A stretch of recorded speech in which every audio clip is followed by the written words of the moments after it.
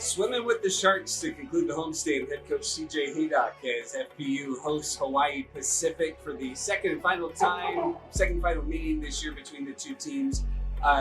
You guys kind of had them on the ropes at their place in a team that has been maybe outperforming expectations. What are you looking for to close the homestand strong against the Sharks? For sure.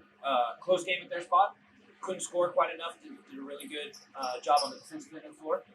And now a hot team that's in the top end of the Pac West that definitely has a lot of belief, that competes at a high level. First-year head coach Knox is doing a great job with them. And so, our defensive side of the ball has to carry us. We got to be really sharp on that end. And then on offense, we got to be a little more robust in some solutions, attacking them, finishing in the paint, making threes, getting free throw line, all the stuff that we've kind of hung our hat on the last couple weeks. Are going to have to be really sharp because it's a top-end team in the Pac West. Well, you mentioned you guys have been a top-end team defensively in the Pac West this year. You've held the last two opponents with great defensive performances. You get the win over UC Santa Cruz this week, hold them under 50. What most impressed you about this group on the defensive end? Just their level of consistency. We knew when we were recruiting this team, we had a chance to be long and tough and gritty and together, and we knew in the first 4 weeks of fall that we had a chance. But it's hard to do that as consistently as we have. And I think a couple guys have carried that torch. I think Gabriel Kiet has been unbelievable, has defended the best players in the league. In a way that there's not a comp in the league who's doing it at his level as a freshman.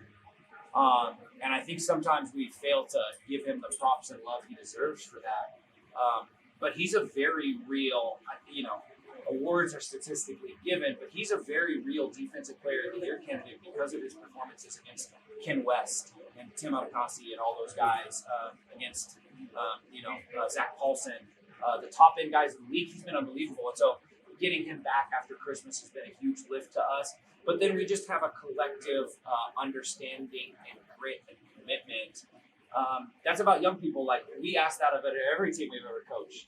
Their choice to be that is about them, and it speaks really highly to our leadership from our older guys as well. So on the other end of that, you bring your Sharks team today that has been scoring the ball pretty well. They just come off of a thrilling overtime win on Thursday over HBU.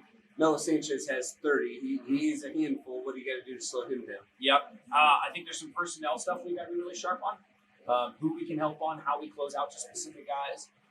And then, we've got to be really prepared. A lot of good actions coming our ways, a lot of sequenced actions that we got to be really sharp and communicate through. And then most of all, we have to be disruptive.